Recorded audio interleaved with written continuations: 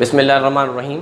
अस्सलामु अलैकुम वरहमतुल्लाहि वबरकातुहू। मैं इमरान खान इल्म अचीवर के लाइव वीडियो क्लास में आप तमाम स्टूडेंट का वेलकम करता हूं। जैसा कि आपको पता है नीट का एग्ज़ाम बहुत क्लोज़ आ गया है और जैसे जैसे नीट का एग्ज़ाम क्लोज़ आ रहा है स्टूडेंट के अंदर एक अलग बेचैनी है, घबराहट है, पैनिक कंडीशन है।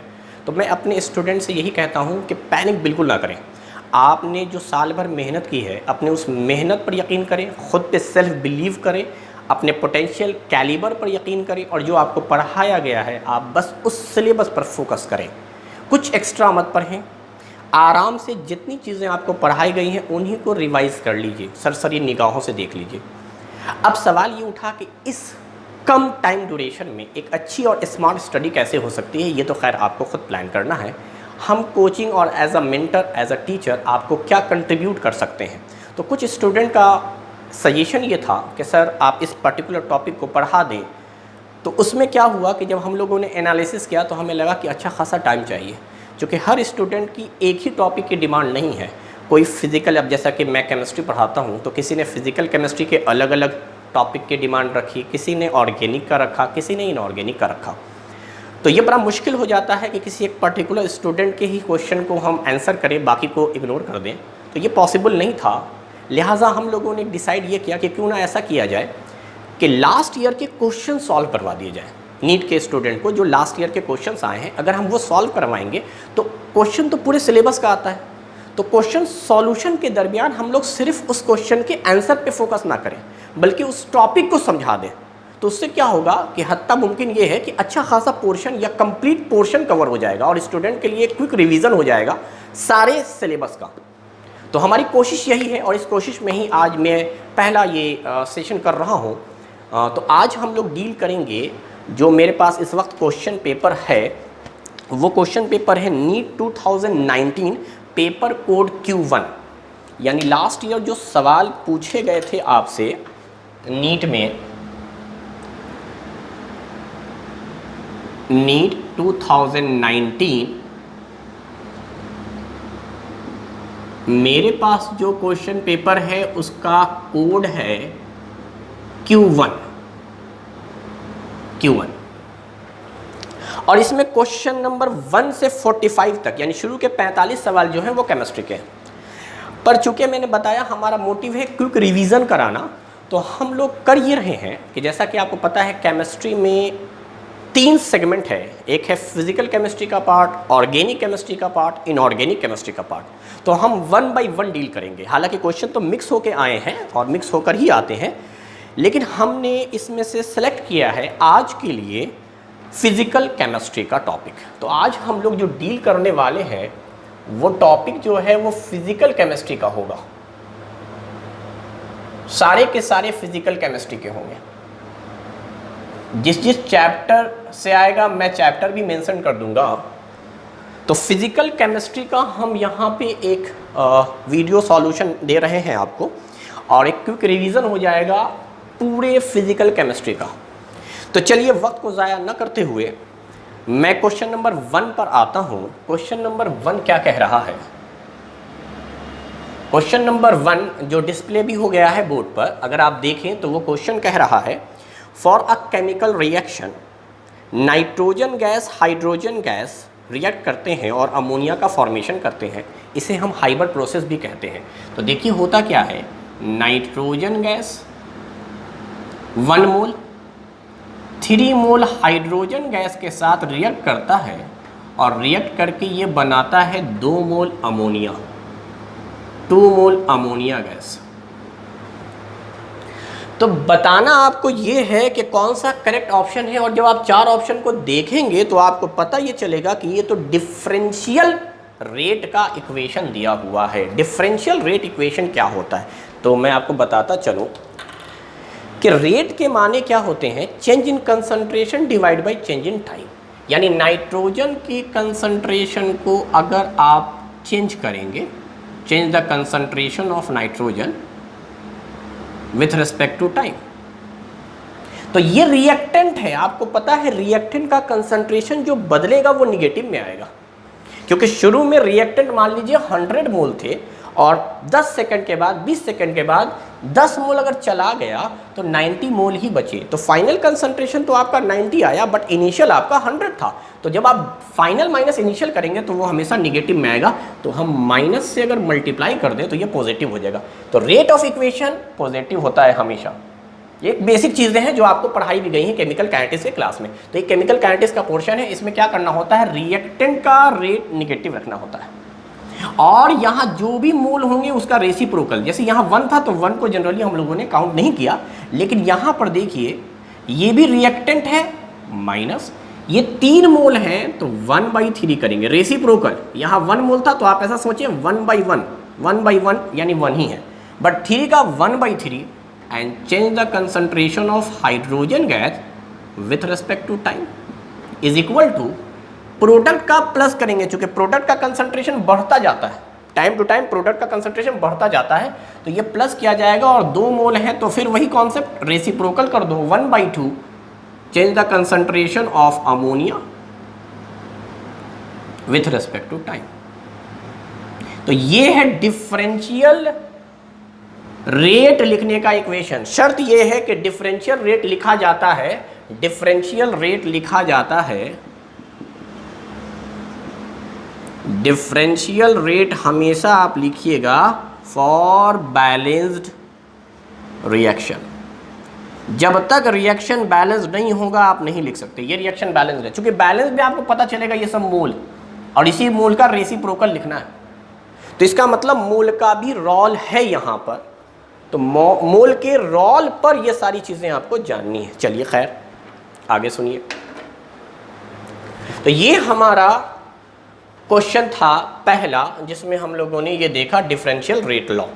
अब मुझे एक बात बताया जाए, 4 ऑप्शन आपके पास हैं, तो उसमें किसको किसको कोरिलेट किया है, तो आप गौर से देखें, नाइट्रोजन को ही रिलेट किया है अमोनिया के साथ, यानी नाइट्रोजन को कोरिलेट किया गया है अमोनिया के साथ। चारों ऑप्शन में देखें आप, पहला ऑप्शन है -dN2/dt इज इक्वल टू 2, यहाँ 2 लिखा हुआ है, तो पहला ऑप्शन तो हुआ नहीं, चूंकि 1/2 होना चाहिए था। दूसरे ऑप्शन में आपको 1/2 मिल जाएगा, -dN प्लस नहीं लिखा हुआ है, नहीं लिखा हुआ है यानी प्लस समझा जाएगा, 1/2 d अमोनिया डिवाइड d2। तो करेक्ट ऑप्शन कौन हो गया आपका 2 इज द करेक्ट आंसर। वैसे मैं तीसरे ऑप्शन को भी देख लेता हूँ। तीसरे ऑप्शन में क्या कह रहा है, हाइड्रोजन के साथ को रिलेट किया है, और हाइड्रोजन में यहाँ लिखा है 3 और इधर लिखा है 2, ये पॉसिबल नहीं है। अगर आप हाइड्रोजन को लिखना चाह रहे हैं तो यहाँ से उठाकर इधर ले जाएंगे, तो इसका मतलब तीसरा ऑप्शन भी गलत है। और चौथा ऑप्शन को देखिएगा तो -1/3 dH2/dt is equal to minus यहाँ लिखा हुआ है 1/2 अमोनिया। ये याद रखिएगा, दोनों तरफ माइनस लिखा हुआ, ये पॉसिबल नहीं है, वरना इक्वेशन बिल्कुल सही लग रहा था, बट अमोनिया के साथ तो प्लस आएगा। तो चौथे ऑप्शन में माइनस होने की वजह से गलत हो गया। तो ये था हमारा पहला सवाल जो केमिकल काइनेटिक्स से आया था। तो अगर आप नेक्स्ट क्वेश्चन की तरफ चलते हैं, क्वेश्चन नंबर 3 हमारा नेक्स्ट क्वेश्चन है फिजिकल केमिस्ट्री से। क्वेश्चन नंबर 2 जो था वो ऑर्गेनिक का था, तो जब हम लोग ऑर्गेनिक को डील करेंगे तो क्वेश्चन नंबर 2 पर आएंगे। तो अगर हम लोग मूव करें क्वेश्चन नंबर 3 की तरफ, तो देखिए 3 क्वेश्चन क्या कह रहा है, for an ideal solution which statement is correct. तो पहला सवाल ये उठा कि आइडियल सॉल्यूशन क्या है। आइडियल सॉल्यूशन ये 12th क्लास के सॉल्यूशन चैप्टर का है, जिसको आप लिक्विड स्टेट भी कहते हैं। और जो पहला सवाल था हमारा वो केमिकल काइनेटिक्स का था, ये भी 12th के पोर्शन से है। तो देखिए आइडियल सॉल्यूशन कहते किसको है। आइडियल सॉल्यूशन पहली बात आप समझ लीजिए, उस सॉल्यूशन को कहते हैं जो रॉल्स लॉ को फॉलो करता है, फॉलो द रॉल्स लॉ, और पूरे इंटायर कंसंट्रेशन पे करता है, इंटायर टाइम पे करता है। तो कुल मिलाकर क्या हुआ कि जो रॉल्स लॉ को फॉलो करेगा उसे हम लोग आइडियल सॉल्यूशन कहेंगे। दूसरी चीज़, आइडियल सॉल्यूशन में क्या होता है, सॉल्यूट सॉल्यूट का जो इंट्रैक्शन है और सॉल्वेंट सॉल्वेंट का जो इंट्रैक्शन है, सॉल्यूट सॉल्वेंट का भी इंट्रैक्शन वही होता है। यानी ए को अगर हम लोग कहें सॉल्वेंट सॉल्वेंट का इंट्रैक्शन, बी को कहें सॉल्यूट सॉल्यूट का इंट्रैक्शन, और ए बी को कहें सॉल्यूट सॉल्वेंट का इंट्रैक्शन, तो ये सारे इंट्रैक्शन आपस में बराबर होंगे। Solute solute solvent solvent solute solvent, these interaction are equal. यही वजह है कि जब इंट्रैक्शन बराबर है तो इनका वॉल्यूम का चेंज कुछ नहीं होगा, volume change is 0, heat change is 0, और ये सब कहाँ होते हैं? Eight constant temperature and pressure. एक कांस्टेंट टेम्परेचर और प्रेशर पर आप देखते हैं कि जब भी आपने सॉल्यूट और सॉल्वेंट को मिलाया तो वॉल्यूम नहीं बढ़ा, वॉल्यूम में कोई चेंजेस नहीं, ना वॉल्यूम घटा। अच्छा, वॉल्यूम बढ़ता कब? जब आप सॉल्यूट सॉल्वेंट को डालते हो, इनके बॉन्ड टूटते, ये दूर दूर जाते तो ये बढ़ जाता, इसे पॉजिटिव डिविएशन कहते हैं। और अगर इनके बीच में इंटरेक्शन हो जाता, सॉल्यूट सॉल्वेंट के बीच का इंटरेक्शन मजबूत होता है, बॉन्डिंग फॉर्म होने लगता, हाइड्रोजन बॉन्ड बेसिकली फॉर्म होता है, अगर वो बॉन्ड फॉर्म होने लगता तो ये सिकुड़कर कम हो जाते, यानी निगेटिव डिविएशन होता। तो इसका मतलब डेल्टा वी मिक्स की वैल्यू क्या हो जाती? निगेटिव, क्योंकि फाइनल वॉल्यूम क्या हो गया? कम। लेकिन यहाँ पर क्या है? इंटरेक्शन बराबर है, ना तो रिपल्सन हुआ है, ना तो अट्रैक्शन हुआ है, ना तो हाइड्रोजन बॉन्ड फॉर्म हुआ है, ना तो हाइड्रोजन बॉन्ड ब्रेक हुआ है। इसका मतलब ये आराम से मिक्स होकर रहते हैं, तो इनका वॉल्यूम चेंज ज़ीरो, इनका हीट चेंज ज़ीरो। तो मैं आपको थोड़ा थोड़ा बताता चलता हूँ। सोचो, अगर सॉल्यूट सॉल्वेंट डाला गया और इसने बॉन्ड बना लिया, तो bond formation is exothermic process बेटा। एक्सोथर्मिक में क्या होता है? हीट रिलीज होती है, इसीलिए डेल्टा एच की वैल्यू निगेटिव आती है। दूसरी बात, जब बॉन्ड आपका फॉर्म होगा तो वॉल्यूम कम हो जाएगा, मॉलिक्यूल करीब करीब आ जाएंगे, वॉल्यूम कम हो जाएगा, मतलब वॉल्यूम का जो चेंज है वो निगेटिव होगा, इसको निगेटिव डिविएशन कहते हैं। इसमें हमेशा सॉल्यूट सॉल्वेंट के बीच में एक नया बॉन्ड फॉर्म होता है।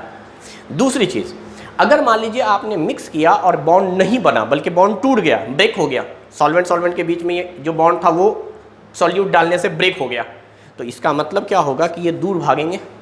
और बॉन्ड का ब्रेक करना एंडोथर्मिक प्रोसेस होता है। एंडोथर्मिक का मतलब हुआ डेल्टा एच की वैल्यू जो होगी वो पॉजिटिव आएगी, प्लस आएगी, और डेल्टा वी की जो वैल्यू है, वॉल्यूम बढ़ गया ना बॉन्ड ब्रेक होने की वजह से, दूर दूर चले गए ना मॉलिक्यूल, तो वॉल्यूम इंक्रीज कर जाएगा, यानी पॉजिटिव डिविएशन के एग्जांपल है।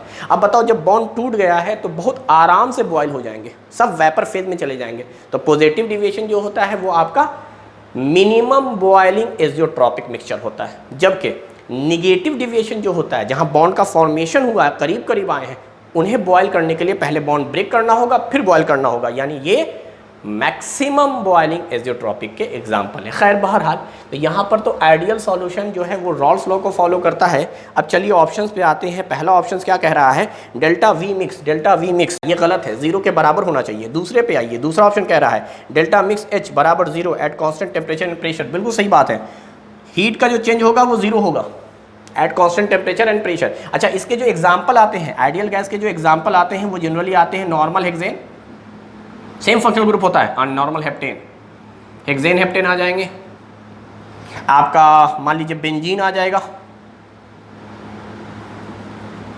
टॉलिन आ जाएगा, ठीक है, क्लोरोमीथेन, ब्रोमोमीथेन, क्लोरोबेंजीन, ब्रोमोबेंजीन, इस तरह के सेम फंक्शनल ग्रुप आ जाते हैं ताकि इंटरेक्शन इनका सेम हो। चलिए तीसरे ऑप्शन पे देखिए क्या था। तीसरे ऑप्शन में दिया हुआ था डेल्टा जी मिक्स बराबर जीरो, गिब्स फ्री एनर्जी है ये जीरो नहीं होगा। आगे बोलिए, डेल्टा मिक्स एस बराबर जीरो, चौथा ऑप्शन था इसी में, तो एस तो एंट्रोपी होता है, रैंडमनेस, ये सब नहीं होगा। इसका मतलब क्या हो गया कि ऑप्शन 2 ही सही जवाब है। नेक्स्ट क्वेश्चन जो पूछा गया है फिजिकल केमिस्ट्री का, वो क्वेश्चन नंबर है 5। Which will make basic buffer. Option पे बाद में आते हैं, पहले आपको बताता हूं मैं बेसिक बफर। ये इक्विलिब्रियम चैप्टर का है, 11th में जो इक्विलिब्रियम चैप्टर है उसका है। देखिए बफर जो होता है ना, मैं पहले बफर को डील करूं। बफर क्या है? तो बफर जो है वो एसिड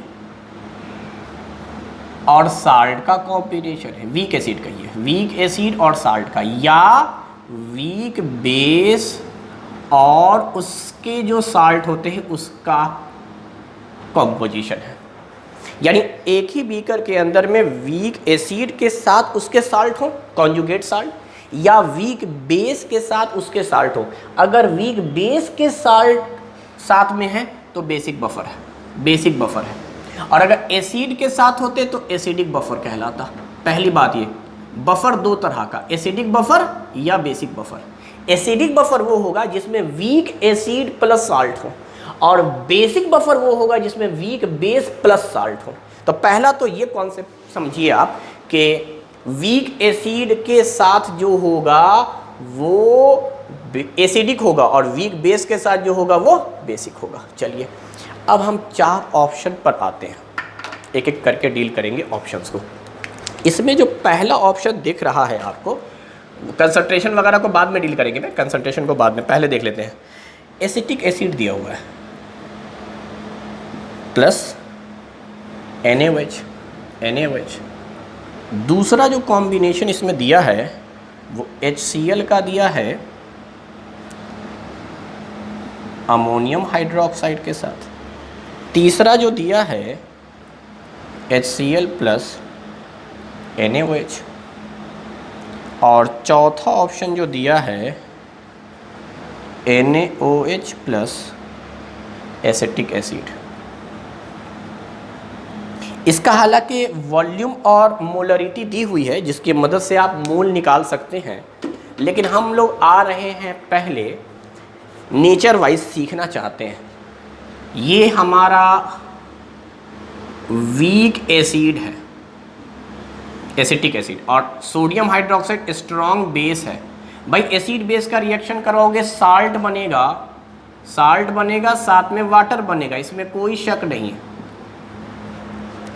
अब सोचने वाली बात क्या है वो सुनो। साल्ट हमारा बना, साल्ट हमें चाहिए था, साथ में वीक बेस चाहिए था। वाटर न्यूट्रल ऑक्साइड है, उसको छोड़ दो। यहाँ स्ट्रॉन्ग बेस है, वीक एसिड है। क्या साल्ट के साथ आपको वीक एसिड मिल रहा है? यानी ये अगर बनाएगा, मिसाल के तौर पर बताऊं, अगर ये बनाएगा तो ये बना सकता है acidic buffer, salt plus weak acid. चूंकि वीक एसिड ही बनाता है या वीक बेस बनाता है, तो इसमें तो वीक बेस है ही नहीं, तो बेसिक का तो सवाल ही नहीं होता। यहाँ आते हैं, क्या ये HCl आपको स्ट्रॉन्ग एसिड दिख रहा है? क्या अमोनियम हाइड्रोक्साइड वीक बेस दिख रहा है? फिर से एसिड बेस का रिएक्शन है। एसिड बेस का रिएक्शन न्यूट्रलाइजेशन रिएक्शन होता है जिसमें साल्ट का फॉर्मेशन होगा प्लस वाटर। तो भाई एसिड बेस में साल्ट तो बनाता है, तो साल्ट के साथ आप क्या कॉम्बिनेशन देखने वाले थे बेसिक बफर के लिए? Weak base. क्या ये वीक बेस है? Weak base plus salt, basic buffer. हालांकि अभी हम पूरी तरह से नहीं कह सकते, अभी हम आगे के तीसरे और चौथे ऑप्शन को भी चेक करेंगे। HCl स्ट्रॉन्ग एसिड, ये स्ट्रॉन्ग बेस। मालूम है मुझे साल्ट और वाटर बनेगा, लेकिन साल्ट तो बन गया, इधर क्या वीक वाला पोर्शन है? वीक होना चाहिए, बफर के लिए वीक होना चाहिए, दोनों स्ट्रॉन्ग हैं। NaOH strong base, acetic acid weak acid. अच्छा वीक आया लेकिन एसिड आया, साल्ट बनेगा साथ में वीक एसिड, बफर एसिडिक होगा। तो ये तो क्लियर हो गया कि इसमें कंडीशन जो थी वो सिर्फ दूसरे वाली थी। लेकिन अगर मान ले कि जैसे इसमें हो रहा है कि यहाँ पर भी वीक एसिड प्लस साल्ट, यहाँ पर भी वीक एसिड प्लस साल्ट, तो दोनों जगह तो पॉसिबिलिटी है ना आपकी कि एसिडिक बफर हो। अगर क्वेश्चन में एसिडिक बफर होता तो, चूँकि मैंने पहले कहा कि हमारा जो ये सेशन है वो सिर्फ और सिर्फ क्वेश्चन के सॉल्यूशन के लिए नहीं है, बल्कि अब जैसे बेसिक बफर है, एसिडिक बफर है, इसका कोई टॉपिक आपको समझा दिया जाए। तो देखिए अब करते क्या है, और अब पूरी तरह से समझेंगे क्यों दो कॉम्बिनेशन बना। तो अब इसका मैं कंसंट्रेशन ले रहा हूँ कि दिया हुआ क्या है। तो अब देखा जाए गौर से कि इसका कंसंट्रेशन क्या दिया है, तो आपको दिखेगा 100 मिलीलीटर और 0.1 मोलर। देखिए एसिटिक एसिड की मोलरिटी है 0.1, यानी कंसंट्रेशन आप समझिए, और ये वॉल्यूम दिया हुआ है। वॉल्यूम किस में दिया हुआ? मिलीलीटर में। मोलरिटी इनटू वॉल्यूम होता है मोल, मगर जब वॉल्यूम किस में होता है? लीटर में।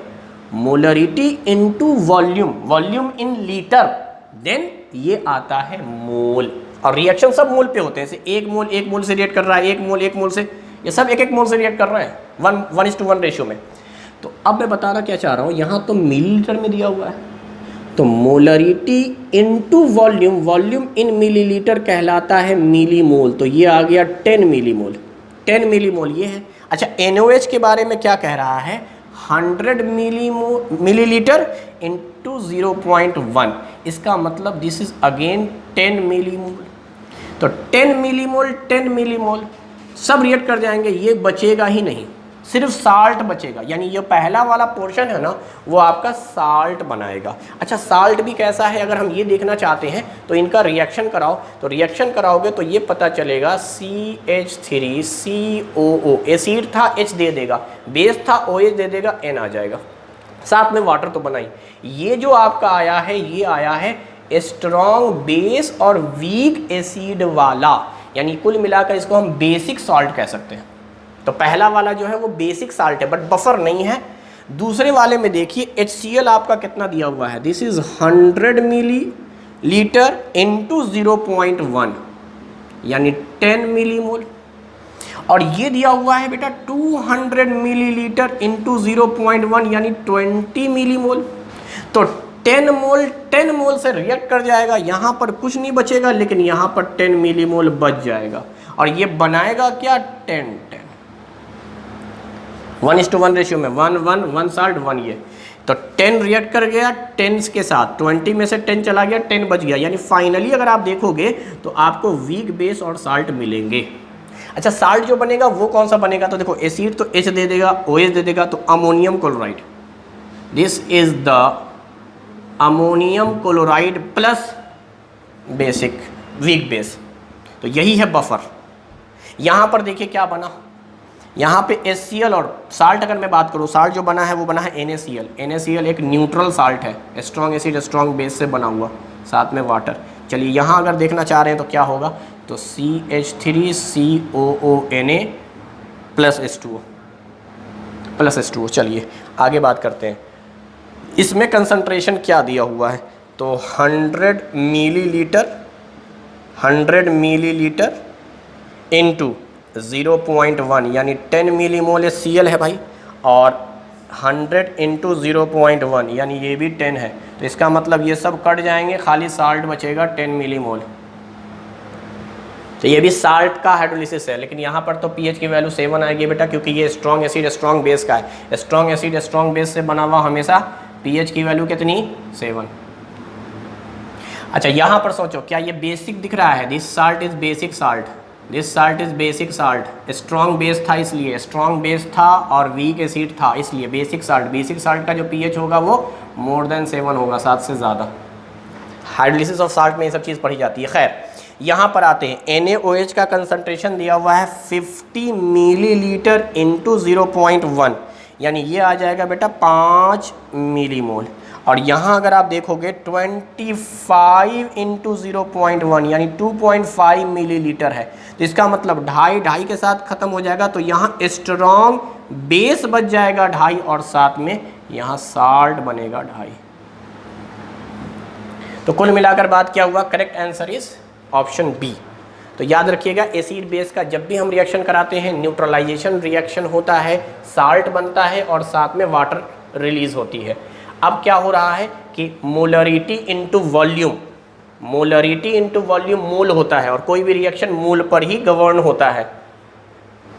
बेसिक बफर के लिए आपको चाहिए था वीक बेस और उसके कॉन्जुगेट एसिड या साल्ट। तो ये हमने फिजिकल केमिस्ट्री का 1, 3 और 5 ये 3 सवाल देख लिए। अब आते हैं नेक्स्ट क्वेश्चन जो फिजिकल में है, वो क्वेश्चन नंबर 6 है। The number of mole of hydrogen molecules required to produce 20 moles of ammonia through Haber's process. वही बात जो पहला क्वेश्चन आपको पढ़ाया गया है। आप देखिए हाइड्रोजन गैस और नाइट्रोजन गैस का रिएक्शन कराया जाता है और फॉर्मेशन हो रहा है अमोनिया का, और बैलेंस जब आप करेंगे तो आप यही पाएंगे। ये हाइबर प्रोसेस है, नाइट्रोजन गैस हाइड्रोजन गैस का रिएक्शन कराकर अमोनिया का फॉर्मेशन करा दिया गया। इसमें नाम दिया है खाली हाइबर प्रोसेस, कहा नहीं है कि रिएक्शन बैलेंस करके दे दे, कहा नहीं है मैंने ऐसा कुछ, क्योंकि दिया हुआ है नहीं। और मैंने कहा था पहला जब क्वेश्चन करा रहे थे उसी वक्त कि आपको हाइबर प्रोसेस पता होना चाहिए, nitrogen gas react with hydrogen gas to form ammonia. अब देखो बैलेंस किया तो हमें पता चला कि 3 मोल हाइड्रोजन 1 मोल नाइट्रोजन के साथ रिएक्ट करके 2 मोल अमोनिया बना रही है। क्वेश्चन में क्या कहा था, बहुत आसान क्वेश्चन था, कह रहा है कितने मोल हाइड्रोजन के 20 मोल अमोनिया बना देंगे। 20 मोल अमोनिया कितना है भाई 20 मोल। सोचो 2 मोल से 20 मोल, क्या 10 से मल्टीप्लाई किया होगा, 2 में 10 से मल्टीप्लाई किया 20 मोल, तो हाइड्रोजन में भी 10 से मल्टीप्लाई करो तो 30 मोल। यानी सोचने वाली बात है, 3 मोल हाइड्रोजन 2 मोल अमोनिया बना रहा है, तो यार 30 मोल बनावेगा 20 मोल, तो आंसर आ गया 30, ऑप्शन नंबर बी। अच्छा ये तो बहुत ही सिस्टमेटिक वे में दे दिया था कि यहाँ 2 था, यहाँ 20 दे दिया, आपने ऐसा नंबर था जिससे मल्टीप्लाई कर दिया, 10 था वो नंबर। अगर कुछ अजीबो गरीब डाटा दे तो उसके लिए आप एक फार्मूला समझें। वो फार्मूला क्या है कि जो भी मोल होगा हाइड्रोजन का वो ऊपर रखना और नीचे इसके गिवन मोल को लिखना, यानी mole of hydrogen divide by 3 is always equal to mole of ammonia divided by 2। यानी बैलेंस वाला जो होता है, मैंने पढ़ाया था रेट लॉ में, वो रेसिप्रोकल होता है। तो ये 3 को डिवाइड कर दो और यहाँ मोल हाइड्रोजन का ले लो, यहाँ नाइट्रोजन होता तो 1 से डिवाइड करते और यहाँ अमोनिया है तो 2 से डिवाइड कर दिया। अब देखो क्वेश्चन में क्या कह रहा है, क्वेश्चन में कह रहा है कि यही मोल ऑफ अमोनिया गिवन है, दैट इज 20 मोल अमोनिया है, डिवाइड बाई 2। मोल हमें निकालना है हाइड्रोजन का कि कितने मोल हाइड्रोजन होंगे जो 3 मोल बना देंगे। तो क्या करोगे, इस 3 को उठाकर इधर ले जाओ, तो 3 × 10 that is 30 mole hydrogen gas का मोल। n से रिप्रेजेंट करते हैं मोल को भी, पूरा मोल ना लिखकर मैंने n लिख दिया, NH2 बराबर 30। तो ये वाला भी इक्वेशन आप फॉलो कर सकते हैं। ये तब है जब पॉइंट में हो। यहाँ तो सीधा सीधी दिख रहा था इसलिए हमने सीधा सीधा लगा दिया कि यार 2 था, 20 आना है, 10 से मल्टीप्लाई, तो उधर भी 10 से मल्टीप्लाई। नाइट्रोजन पूछता तो 10 आता, लेकिन अगर खाली कुछ अजीबो गरीब आ जाए वैल्यू 1.3 मोल आना है, 2.8 मोल आना है, तो आप यही वाला इक्वेशन इस्तेमाल कर सकते हैं। मोल divide by given number, mole divide by given number, इसको मैं गिवन नंबर कहता हूँ या गिवन मोल कहता हूँ, इक्वेशन का मोल। इक्वेशन को जब बैलेंस करोगे तब आएगा ये 3 और 2। तो खैर क्वेश्चन नंबर 6 आसान क्वेश्चन था। बस इस क्वेश्चन में आपको ये जानना था कि हाइबर प्रोसेस किसको कहते हैं। तो अमोनिया गैस का फॉर्मेशन होता है नाइट्रोजन और हाइड्रोजन गैस की मदद से, उसी को हाइबर प्रोसेस कहते हैं। नेक्स्ट क्वेश्चन है क्वेश्चन नंबर 9।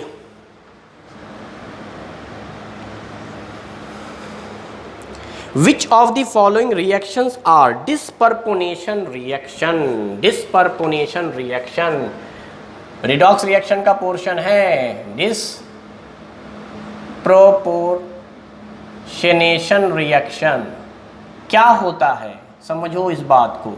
एकदम आसान क्वेश्चन दे दिया है, टाइप ऑफ रिडॉक्स रिएक्शन में पढ़ाया जाता है। डिसप्रोपोर्शनेशन रिएक्शन मतलब क्या होगा, तो मतलब ये है कि एक ही एटम का, सिंगल एटम का ऑक्सीडेशन भी हो जाए और उसी सेम रिएक्शन में इसी एटम का रिडक्शन भी हो जाए, रिडक्शन भी हो जाए। रिडक्शन होने का मतलब होता है oxidation number decreases, oxidation number घटे। ऑक्सीडेशन नंबर बढ़ जाता है अगर, तो प्रोसेस को ऑक्सीडेशन कहते हैं। यानी ऑक्सीडेशन नंबर बढ़ जाए, ऑक्सीडेशन नंबर घट जाए, यानी सेम रिएक्शन में जो एक एटम है या आयन है या सेंटर है या कंपाउंड है, उसी एक का, मतलब ये रिएक्टेंट है बेटा, रिएक्टेंट का ऑक्सीडेशन और रिडक्शन हो जाए, लेकिन सेम एटम होने चाहिए। रिएक्टेंट में भी सेम एटम का ऑक्सीडेशन और रिडक्शन। तो अगर सेम एटम है, सेम एटम है, तो इसका मतलब रियल में उसका ऑक्सीडेशन नंबर होना चाहिए इंटरमीडिएट, मतलब ना तो ज़्यादा ना तो कम, हाईएस्ट में नहीं होगा। इंटरमीडिएट का मतलब होता है ये होगा in between valency and valence electron, valency और वैलेंस इलेक्ट्रॉन के बीच में होगा। क्योंकि वैलेंसी जो होता है ना, वो सबसे मिनिमम ऑक्सीडेशन नंबर होता है, मिनिमम ऑक्सीडेशन, सबसे छोटा किसी का भी ऑक्सीडेशन नंबर जो होगा वो उसकी वैलेंसी होगी, और वैलेंस इलेक्ट्रॉन जो होता है वो मैक्सिमम होता है, maximum oxidation number. For example आपको समझाने के लिए, सल्फर का, तो सल्फर का वैलेंस इलेक्ट्रॉन है 6, सल्फर का वैलेंस इलेक्ट्रॉन है 6 और सल्फर की वैलेंसी है -2। तो ये है इसका मिनिमम, ये है मैक्सिमम। तो ऑक्सीडेशन नंबर सल्फर का -2 से +6 तक होता है। सिमिलरली बात करते हैं क्लोरीन की। यार क्लोरीन का वैलेंसी है -1, क्लोरीन का वैलेंस इलेक्ट्रॉन है +7, तो ये यही रेंज है -1 से +7। तो डिस्प्रपोर्शनेशन रिएक्शन अगर क्लोरीन को करना है तो क्या होगा, क्लोरीन का इनके दरमियान में होगा। लाइक मिसाल के तौर पर बता रहा हूँ मैं, +3 है क्लोरीन का, तो यार +3 से ये -1 की तरफ भी जा सकता है, +7 की तरफ भी जा सकता है। तो अगर +3 से -1 गया तो रिडक्शन, और +3 से +7 गया तो ऑक्सीडेशन। तो एक ही एटम या एक ही सेंटर, एक ही आयन एक ही रिएक्शन में ऑक्सीडाइज या रिड्यूस हो जाए, उसके लिए शर्त यह है कि इस रिएक्टेंट का ऑक्सीडेशन नंबर बीच में होना चाहिए, उसकी वैलेंसी और वैलेंस इलेक्ट्रॉन के, तभी ऐसा होगा, अदरवाइज नहीं होगा। अगर सोचो ना, सल्फर अपने +6 में पहले से है, सल्फर का ऑक्सीडेशन नंबर +6 पहले से है, तो अब ये +7 में जा ही नहीं सकता, अब ये +7 में कभी जा ही नहीं सकता। इट मीन्स दैट कि आपको मिनिमम और मैक्सिमम वाला पोर्शन नहीं लेना है डिस्प्रपोर्शनेशन रिएक्शन के लिए। तो अब जो 4 ऑप्शन आपके पास है उनको हम लोग देख लें 1 बाय 1। पहला ऑप्शन ए क्या कह रहा है, कॉपर +1 में है, यानी क्यूपरस के स्टेट में है। ये कहाँ गया है, क्यूपरिक के केस में, और साथ में कॉपर है, हालांकि 0 लिखा हुआ है, 0 लिखो ना लिखो एक ही बात है, न्यूट्रल कॉपर है। दूसरा ऑप्शन देखते हैं, 3 मोल ऑफ पर manganate ion, manganate ion 2- charge, 2- रहता है तो मैग्नेट होता है। साथ में 4 मोल ऑफ प्रोटॉन या H+, एसिडिक मीडियम में रिएक्शन दिया हुआ है, H+ इंडिकेट करता है मीडियम एसिडिक है आपका, MnO2 + H2O। तीसरा ऑप्शन है पोटेशियम पर मैग्नेट, हीट किया गया, मैग्नेट में कन्वर्ट हुआ, MnO2 में कन्वर्ट हुआ और ऑक्सीजन गैस में। एंड लास्ट है पर magnet 3 mole of manganese +2 + H2O will give 5 mole of MnO2 + 4H+। Check करते हैं, देखिए यहाँ साफ दिख रहा है कॉपर का ऑक्सीडेशन नंबर बढ़ा है, इंक्रीज, यहाँ +1 था, यहाँ +2, यहाँ 0 हो गया, डिक्रीज। तो एक ही एटम ऑक्सीडाइज और रिड्यूस दोनों हुआ है, डिस्प्रपोर्शनेशन देगा, ए डिस्प्रपोर्शनेशन देगा। यहाँ आइए, अगर आप यहाँ Mn का निकालेंगे मैग्नीज का, तो ये आएगा +6, मैग्नीज का +6। क्यों +6 है, 4 और ऑक्सीजन है -2, -2 × 4 दैट इज -8, -8 को = के उधर ले जाइएगा तो +8 हो जाएगा, और -2 दैट इज +6। ऐसे भी सोच सकते हैं कि इस पूरे पर 2 माइनस चार्ज है, तो ऑक्सीजन हो गया था -8, तो -8 में +6 ही जोड़ेंगे तो ओवरऑल -2 बचेगा। तो खैर यहाँ पर मैग्नीज का है +6, यहाँ पर अगर आप मैग्नीज का निकालेंगे तो +7 आएगा। अच्छा, मैग्नीज यहाँ पर भी है, यहाँ निकालिएगा तो +4 आएगा। तो पता ये चला कि 6 से बढ़कर 7 हो रहा है और 6 से घटकर 4 हो रहा है, मतलब यही मैग्नीज जो सेंटर है, यही ऑक्सीडाइज रिड्यूस दोनों हो रहा है, मतलब डिस्प्रपोर्शनेशन रिएक्शन कर रहा है। चलिए आगे सुनते हैं। यहाँ पर मैग्नीज जो है वो +7 में है, अब यहाँ पर आप देखिएगा +6 में है, और यहाँ पर देखिएगा +4 में है। एक्चुअली मैग्नीज का हाईएस्ट ऑक्सीडेशन नंबर +7 होता है, मैग्नीज का हाईएस्ट +7 होता है। ये मैग्नीज का इलेक्ट्रॉनिक कॉन्फ़िगरेशन है 25, एटॉमिक नंबर। एटॉमिक नंबर में मैंने पढ़ा रखा है आपको कि इन डिजिट को जोड़ दीजिएगा तो मैक्सिमम आ जाएगा। जैसे क्रोमियम की बात करें तो क्रोमियम का 24 है, 2 और 4, तो क्रोमियम का हाईएस्ट +6 होगा और मैग्नीज का हाईएस्ट +7 होगा। तो अगर मैग्नीज अपने हाईएस्ट में है तो जाहिर सी बात है +8 नहीं बना सकता, और वैसे भी देखिए खाली घट ही रहा है। तो अगर कोई भी अपने मैक्सिमम में होता है तो वो हमेशा घटाता है, और खुद को घटाना मतलब खुद को रिड्यूस करना ऑक्सीडाइजिंग एजेंट का काम करता है। तो अगर कोई भी एलिमेंट अपने हाईएस्ट ऑक्सीडेशन स्टेट में है, हाईएस्ट ऑक्सीडेशन नंबर में है, तो वो खुद को रिड्यूस करेगा, दूसरे को ऑक्सीडाइज करेगा, इसलिए इसको ऑक्सीडाइजिंग एजेंट कहेंगे। तो ये एक स्ट्रॉन्ग ऑक्सीडाइजिंग एजेंट है बेटा। अब यहाँ यही चीज़ वो है +7, यही है +7, और यहाँ तो +2 दिया ही हुआ है, यहाँ पर देखोगे तो क्या आ जाएगा +4। तो आप देखो 7 से घट गया लेकिन 2 से बढ़ गया, लेकिन ये दो अलग अलग सेंटर हैं, दो अलग अलग सेंटर हैं। इसका मतलब बात सही है कि इस मैग्नीज का हो रहा है रिडक्शन और इस मैग्नीज का हो रहा है ऑक्सीडेशन, मगर एक ही सेंटर का ऑक्सीडेशन रिडक्शन होना चाहिए, सेम एटम का, तब उसको कहेंगे हम लोग डिस्प्रपोर्शनेशन रिएक्शन। तो इसमें कौन सही हुए, ए और बी। तो अब देखो ऑप्शन यहाँ से शुरू हो रहा है। पहला ऑप्शन था ए बी एन सी गलत, ए सी डी गलत, ए एंड डी ओनली गलत, ए एंड बी ओनली सही। ऑप्शन 4 सही जवाब है इसका। इस क्वेश्चन का सही जवाब है ऑप्शन 4, ए और बी सही जवाब है। तो डिस्प्रपोर्शनेशन रिएक्शन आपको समझ में आ गया। रिडॉक्स रिएक्शन के टॉपिक थे ये, 11 से पूछा गया है।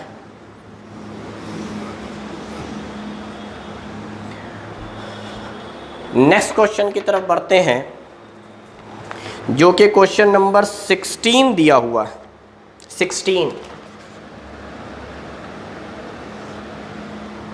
ए gas at 350 Kelvin and 15 bar has molar volume 20% smaller than that of ideal gas. Under the same condition, the correct option about the gas and its compressibility factor, compressibility factor लिखा हुआ भी है ब्रैकेट में, z से represent करते हैं और ये लिक्विफिकेशन के लिए यूज़ किया जाता है। स्टेट्स ऑफ मैटर 11 का टॉपिक है, वहाँ से उठाया गया है इसको। तो देखिए z की जो वैल्यू होती है वो होती है PV real divide by PV ideal. z की 3 वैल्यू हो सकती है, z is equal to 1, z greater than 1, z smaller than 1। Liquefaction smaller में ही होता है। खैर यहाँ पर ये तो रिलेशन आ गया। अगर z बराबर 1 हो जाए तो यहाँ पर समझा जाएगा कि आइडियल गैस और रियल गैस बराबर है। आइडियल और रियल बराबर है, एक जैसी है, सेम है। आइडियल गैस, रियल गैस, यानी all gases are real gas, लेकिन अगर वो आइडियल की तरह बिहेव कर ले तो उसका कंप्रेसिबिलिटी फैक्टर 1 आता है। खैर तो यहाँ पे क्वेश्चन साफ कह रहा था 20% smaller than that of ideal. अच्छा, आइडियल के मुकाबले में 20% कम है मोलर वॉल्यूम। तो यार आइडियल का अगर मैं 100 मानूं, आइडियल के मुकाबले में मोलर वॉल्यूम जो है रियल गैस का वो 20% कम है। तो अगर आइडियल 100 है तो ये 100 का 20% कम 80 हो जाएगा। ये कम है 20%, तो ये वैल्यू कम, ये वैल्यू ज़्यादा। तो इसका मतलब साफ हो रहा है कि 1 से कम आई z की वैल्यू। z की वैल्यू क्या आई, लेस देन 1 आई। तो ऑप्शन देखिए, पहला ऑप्शन है z ग्रेटर देन 1, नहीं होगा। दूसरा ऑप्शन है z लेस देन 1, तीसरा भी लेस देन 1, चौथा ग्रेटर, तो 2 लेस देन हो गए। अब देखते हैं दूसरे में क्या बोल रहा है, अट्रैक्टिव फोर्स आर डोमिनेंट। तीसरे में क्या बोल रहा है, रिपल्सिव फोर्स आर डोमिनेंट। नहीं, अट्रैक्टिव फोर्स होगा चूंकि लिक्विफिकेशन होता है। अट्रैक्टिव फोर्स z की वैल्यू 1 से कम होगी, अट्रैक्टिव फोर्स डोमिनेंट होगा। गैस के पार्टिकल करीब करीब आएंगे, कंडेंस होकर लिक्विड बनेंगे, तो लिक्विफिकेशन इजी होता है। तो याद रखिएगा करेक्ट आंसर इज ऑप्शन 2, दूसरा ऑप्शन जो है वो करेक्ट है। तो ये एक आसान सा क्वेश्चन पूछ दिया गया आपका स्टेट्स ऑफ मैटर से। z की वैल्यू 1 से कम होगी, लिक्विफिकेशन होगा। लिक्विफिकेशन के लिए अट्रैक्टिव फोर्स डोमिनेंट होता है, तभी गैस के मॉलिक्यूल करीब करीब आते हैं और अट्रैक्ट होते हैं। अब नेक्स्ट क्वेश्चन की तरफ बढ़ते हैं, जो कि है क्वेश्चन नंबर 21।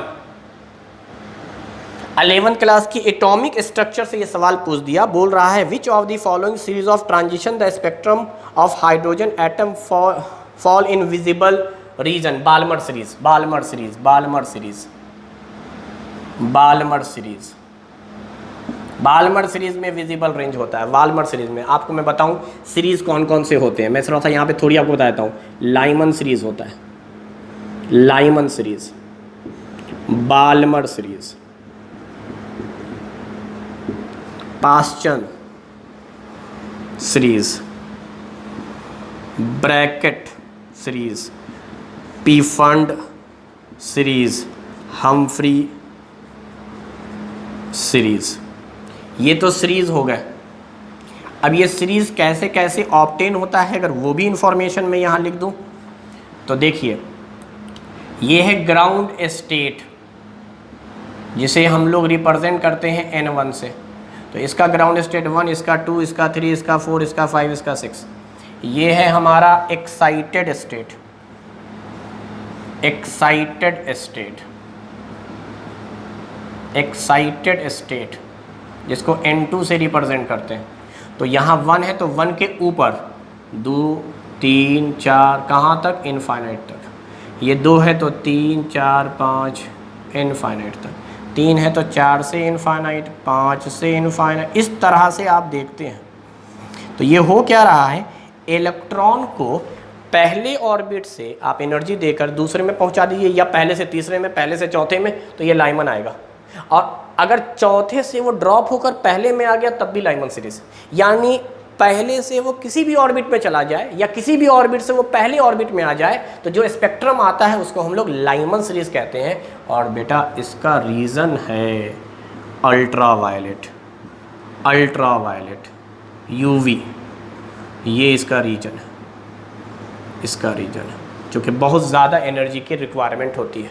तो आपको पढ़ाया गया होगा विजिबल में विबजियोर। तो वायलेट से भी अगर कम फ्रीक्वेंसी है या वायलेट से भी कह सकते हैं ज़्यादा एनर्जी है तो उसको हम लोग अल्ट्रावायलेट कहेंगे। वेव लेंथ कम होता है, फ्रीक्वेंसी ज़्यादा होती है अल्ट्रावायलेट रीजन की। अच्छा, ये आ जाएगा आपका विजिबल में 400 से 800 नैनोमीटर, 4 से 800 या 4000 से 8000 एंगस्ट्रॉम। अच्छा, पाश्चन सीरीज जो है वो इंफ्रारेड है, IR, IR, IR, सब इंफ्रारेड में होंगे, सब के सब इंफ्रारेड में होंगे, क्योंकि एनर्जी की वैल्यू कम हो गई है, गैप्स कम हो गए हैं। तो 3 से 4 में ले जाओ, 4 से 3 में ले आओ, 3 से 5 में ले जाओ, 5 से 3 में आ जाओ, यानी कुल मिलाकर ग्राउंड स्टेट से पहचाना जाता है सीरीज। एक्साइटेड स्टेट तो ऊपर है, एवब। तो आप देखें, अगर कोई भी इलेक्ट्रॉन फर्स्ट से किसी में जा रहा है या किसी ऑर्बिट से फर्स्ट में आ रहा है तो लाइमन सीरीज। उसी तरीके से सेकंड से थर्ड में जाए या सेकंड में आए, सेकंड से थर्ड में चला जाए, सेकंड से 4, सेकंड से 5, सेकंड से 6, या थर्ड से सेकंड में, 5 से सेकंड में, 6 से सेकंड में, तो बाल्मर सीरीज। और विजिबल रेंज यही है, this is the visible range. तो ये बात हमेशा याद रखिएगा, एक कॉन्सेप्चुअल क्वेश्चन था स्पेक्ट्रम से, तो करेक्ट आंसर है बाल्मर सीरीज, बाल्मर सीरीज।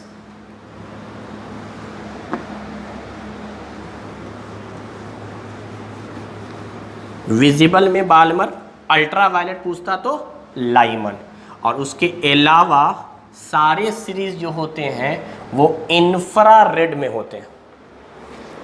हमें दिखाई ना तो इंफ्रारेड देता है ना तो हमें दिखाई अल्ट्रावायलेट देता है, हमें सिर्फ विजिबल दिखाई देता है। चलिए नेक्स्ट क्वेश्चन जो फिजिकल केमिस्ट्री का आया है वो question number 26। In which case change in entropy is negative. Change in entropy delta S negative में होगी। निगेटिव में तब होगी जब डेल्टा एस की वैल्यू लेस देन 0 होगी।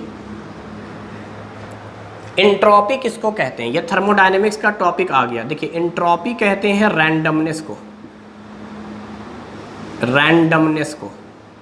अगर रैंडमनेस इंक्रीज किया तो डेल्टा एस ग्रेटर देन 0 यानी पॉजिटिव। अगर रैंडमनेस डिक्रीज किया तो delta S less than 0 negative. यही पूछा गया, डिक्रीज कहाँ पे कर रहा है, रैंडमनेस। देखो सॉलिड के अंदर रैंडमनेस लगभग नहीं होता है, बिल्कुल ऑर्डर्ड होते हैं स्ट्रक्चर, परफेक्ट, परफेक्ट क्रिस्टल। लेकिन जैसे जैसे उसके अंदर डिफेक्ट आने शुरू हो जाते हैं या अरेंजमेंट बिगड़ने लगता है, यानी लिक्विड में पहुंचा वो या गैस में पहुंचा, तो गैस में रैंडम मोशन होते हैं, पार्टिकल्स के बीच का कोई गैप फिक्स नहीं रहता। एक पार्टिकल यहाँ, दूसरा यहाँ, तीसरा यहाँ, चौथा यहाँ, पांचवा यहाँ, ये गैस के पार्टिकल है, कुछ भी रेगुलर अरेंजमेंट नहीं है। जबकि सॉलिड के अंदर जो अरेंजमेंट होता है बिल्कुल रेगुलर वे में होता है, बिल्कुल रेगुलर वे में, सिमेट्रिक वे में, सिमेट्रिक वे में अरेंजमेंट होते हैं। तो यहाँ पार्टिकल का शेप, साइज, ये सब डिफिनिट रहता है, वॉल्यूम वगैरह, सॉलिड की प्रॉपर्टी यही है।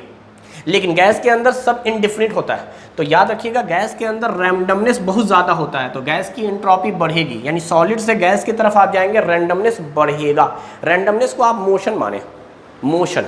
तो आप खुद सोचें, हवा में हमें चलने में काफ़ी आसानी होती है, जबकि अगर पानी में मैं चलूँ तो रेजिस्टेंस होगा, मैं उतना फ्रीली नहीं मूव कर सकता। और मैं अगर बहुत सॉलिड स्ट्रक्चर बोल दूँ या पानी को ही बहुत गाढ़ा कर दूँ, लाइक शहद वहद हनी वनी, उसमें मैं बोलूँ कि मैं चल रहा हूँ या कोई पार्टिकल चल रहा है, तो उसको रेजिस्टेंस बहुत ज़्यादा लगेगा बेटा। तो इतनी बात याद रखो, रैंडमनेस जो होता है ना, उसको आप फिजिकल स्टेट पर देख सकते हो। सॉलिड के अंदर एंट्रोपी ना के बराबर, मतलब बहुत कम, और गैस के अंदर एंट्रोपी बहुत ज़्यादा, रैंडमनेस ज़्यादा, मोशन ज़्यादा, मूवमेंट ज़्यादा। तो देखिए क्वेश्चन नंबर फर्स्ट में क्या कह रहा है, expansion of gas at constant temperature, यानी गैस का एक्सपेंड हो रहा है। गैस का एक्सपेंशन क्या बोल रहा है कि पहले गैस के पार्टिकल करीब करीब रहे होंगे, एक्सपेंड किया, दूर है, और ज़्यादा रैंडमनेस करने का।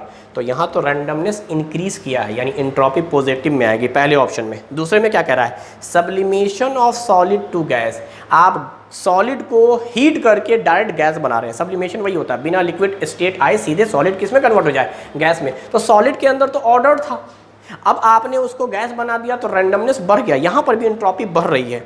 तीसरे ऑप्शन में क्या कह रहा है, 2 मोल है हाइड्रोजन गैस के, हालांकि ये एटम है, वो किस में कन्वर्ट हो रहा है, हाइड्रोजन गैस में। तो अब आप जरा खुद सोचें, इस ऑप्शन को सोचें, क्या आपको दोनों के दोनों गैस है, यहाँ पर 2 मोल, यहाँ 1 मोल, यानी नंबर कम हो गया। पहले 2 मोल थे गैस, अब वो कितने हो गए, 1 मोल, यानी 1 मोल जो गैस था ना वो ऑर्डर्ड हो गया एक तरह से। तो आप देखिए नंबर कम हो रहा है, इट मीन्स दैट यहीं पे एंट्रोपी डिक्रीज करेगी।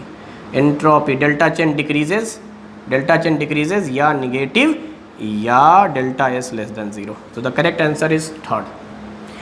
गैस के मोल अगर कम हो गए तो ये बात समझा जाएगा कि गैस ऑर्डर्ड हो गया। दूसरा लॉजिक सुनिए, यहाँ एटम था, एटम अनस्टेबल होते हैं, इनके अंदर वाइब्रेशन ज़्यादा होता है, मोशन ज़्यादा होते हैं, और 2 एटम आकर बॉन्ड बना रहे हैं। जब ये बॉन्ड बनाएंगे तो ये ऑर्डर्ड होंगे, यानी अकेला हाइड्रोजन एटम, अकेला हाइड्रोजन फ्री था, लेकिन ये क्या हुआ, ये दोनों करीब आए, करीब आकर एक बॉन्ड बना लिया। अब इनके अंदर उतना मोशन नहीं होगा, क्योंकि हाइड्रोजन गैस स्टेबल गैस है as compare to hydrogen atom. तो ये भी एक लॉजिक था कि आप वहाँ से सोच सकते हैं कि बॉन्ड का फॉर्मेशन हो रहा है। भाई बॉन्ड के फॉर्मेशन में क्या होगा कि लिक्विड सॉलिड बनेगा, गैस जो होगा वो लिक्विड बनेगा, सॉलिड बनेगा, रैंडमनेस कम हो रहा है। और बॉन्ड का ब्रेक कर देना, दूर दूर भेज देना, एंट्रोपी का बढ़ा देना है। तो यहाँ पर सोच इस तरह से बॉन्ड पर भी सोच सकते थे, या मोल के नंबर पे सोच लो कि जब भी गैस का मोल कम हो रहा होगा रैंडमनेस घट रहा होगा। और चौथा है इवोपरेशन ऑफ वाटर, वाटर को आप हीट देकर बॉयल कर देते हो तो वाटर के बीच में क्या हो रहा है, मॉलिक्यूल्स के बॉन्ड ब्रेक हो रहे हैं, लिक्विड में करीब करीब था, गैस में दूर हो गया, एंट्रोपी बढ़ गई। तो ये क्वेश्चन था एंट्रोपी से, आपका करेक्ट आंसर 3 था। नेक्स्ट क्वेश्चन अगर आप देखें तो क्वेश्चन नंबर 27 है, ए compound is formed by cation C and anion A। The anion form hexa, anion A है, ये फॉर्म करता है हेक्सागोनल क्लोज पैकिंग यानी HCP पर है, और केटायन जो है वो 75% ऑक्टाहेड्रल वॉइड है। सॉलिड स्टेट का क्वेश्चन है, मैंने आपको एक ट्रिक से सिखाया था, HCP और वो सब के चक्कर में नहीं पड़ेंगे, मैं आपको बताता हूँ करना क्या होता है। तो सुनिए, ये A है, ये C है, किसी का रेशियो ले लो C और A का। जो भी आपका पैकिंग हो, चाहे HCP हो, चाहे FCC हो, CCP हो, BCC हो, ऐसे कोई भी पैकिंग हो, लेट अस एज्यूम 1। इस नंबर के चक्कर में नहीं पड़ेंगे। अच्छा, मैंने पढ़ा रखा है आपको कि जो नंबर ऑफ पार्टिकल होते हैं, ये भी सॉलिड स्टेट के अंदर है, पार्टिकल का, ऑक्टाहेड्रल का और टेट्राहेड्रल का रेशियो 1:1:2। इसीलिए मैंने पार्टिकल को 1 माना। कोई भी HCP CCP हो, आप टोटल नंबर ऑफ पार्टिकल मानो, Z वैल्यू 1। इसको आप ऐसे भी कह सकते थे N2N, यानी जितना Z की वैल्यू होती है, एक यूनिट सेल में जितने नंबर ऑफ एटम हैं उतने ही नंबर ऑफ ऑक्टाहेड्रल वॉइड होंगे, और उसका डबल होता है टेट्राहेड्रल वॉइड। तो मैंने मान लिया कि भाई कोई भी पैकिंग हो, एक ही एटम है।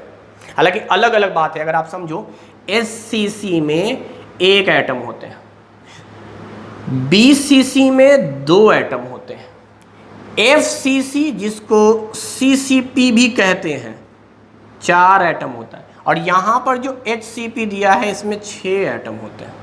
तो ये तो आपको Z की वैल्यू है, नंबर ऑफ एटम या इफेक्टिव एटॉमिक नंबर। खैर ये सिर्फ समझाने के लिए आपको बता रहे हैं, लेकिन मैं क्या कह रहा हूँ, जब भी न्यूमेरिकल आया करे फॉर्मूला वगैरह निकालने के लिए सबको 1 मान लो। तो मैंने सबको 1 मान लिया।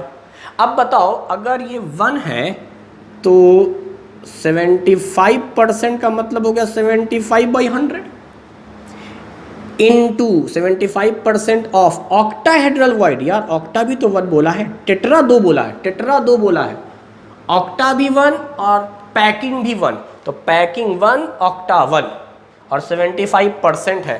तो आप देखें 25 तिया 75, 25 चौके 100, ये 4 ऊपर चला गया, यानी A/C की वैल्यू है 4/3, यानी A 4 है C 3 है।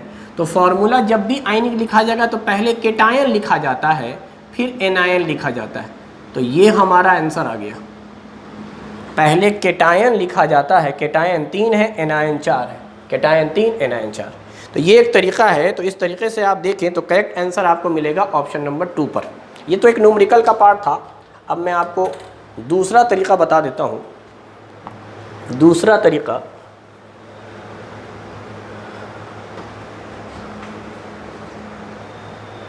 जो ज़्यादा फंडामेंटल है, HCP Z की वैल्यू 6 होती है, तो A का नंबर हो गया 6, C का नंबर सोचिए 75% ऑफ 6, क्योंकि जितना Z उतना ही ऑक्टाहेड्रल। तो 25 तिया 75, 25 चौके 100, 2 दूना 4, 2 तिया 6, यानी दिस इज़ 9/2। ये है 9/2। अब करते क्या है वो सुनिए, डिनोमीटर हटाने के लिए 2 से मल्टीप्लाई करते हैं दोनों तरफ, तो ये बन जाता है 12, ये बन जाता है 9। अब रेशियो लेते हैं तो यहाँ से काटोगे 3 चौके 12, 3 तिया 9, तो पता चला A की वैल्यू 4, C की वैल्यू 3, तो भी यही आया C3A4। मगर बेहतर है कि मैं आपको कहूँगा कि आप पहला वाला तरीका फॉलो करें। ये रटने की ज़रूरत नहीं है, SCP में 6 है, वैसे कॉन्सेप्चुअली है। जानिए आप कि हेक्सागोनल में 6 होते हैं और फेस सेंटर क्यूबिक सेल में 4 होते हैं, बॉडी सेंटर क्यूबिक सेल में 2 होते हैं, कॉर्नर पर और बॉडी पर। फेस में क्या होता है, कॉर्नर पर और फेसेस पर होते हैं। 6 फेसेस हैं, हर फेस पे आधा आधा और हर कॉर्नर पे 1/8 1/8। और SCC में तो सिर्फ कॉर्नर पे होते हैं, इसलिए 8 कॉर्नर पे 1/8 1/8, यही टोटल 1 एटम। तो नेक्स्ट क्वेश्चन जो आपका है वो 31 है। एटॉमिक स्ट्रक्चर से पूछा गया सवाल है 4D 5P 5F 6P orbital are arrange in order of decreasing energy, the correct option is. भाई ऑर्बिटल की एनर्जी आपको निकालना है n+l रूल से। तो अब आप सोचो n तो ये है number of orbit that is 4, और D सब सेल के लिए L की वैल्यू 2 है। L is equal to 0 for S, 1 for P, 2 for D and 3 for F। 0 से स्टार्ट होता है। तो अब आप सोचो ये तो आ गया 6, यहाँ पर निकालते हैं, this is 5, this is 1 6, this is 5, this is 3 8, this is 6, this is 1 7। n+l rule से निकाल लो। अब देखो सबसे ज्यादा कौन है, डिक्रीजिंग का मतलब क्या हुआ कि आप ज्यादा से कम की तरफ जाएंगे, तो सबसे ज्यादा कौन है 5F 8वां वाला, फिर कौन 7वां वाला 6P, उसके बाद कौन 6। जब भी n+l बराबर हो जाए, याद रखिएगा n+l रूल अगर इक्वल हो गया, कांस्टेंट हो गया, तो आपको एनर्जी देखनी है। Energy is directly proportional to n, number of orbit. जिसका ऑर्बिट ज़्यादा उसकी एनर्जी ज़्यादा। यानी सबसे पहले आपको एनर्जी किस पे देखनी है, n+l रूल पर, कि n+l जिसका ज़्यादा उसकी एनर्जी ज़्यादा। और अगर n+l किसी 2 ऑर्बिटल के लिए सेम आ जाए, दोनों के लिए 6 6 आ जाए, तो आपको n देखना है, इन दोनों में n किसका बड़ा है 5P का। इसकी एनर्जी ज़्यादा, जिसका n कम उसकी energy come. So the correct answer is 5f 6p 5p 4d, option 4, option number 4, option number 4 is correct answer. तो बहुत ही आसान क्वेश्चन था। इसी पर हमारा इलेक्ट्रॉनिक कॉन्फ़िगरेशन है, ऑफ बॉब प्रिंसिपल जिसको हम लोग कहते हैं, कि n+l रूल को निकाल कर बताया जाता है कि इलेक्ट्रॉन पहले किस ऑर्बिटल में जाएगा, उसके बाद किस में, उसके बाद किस में।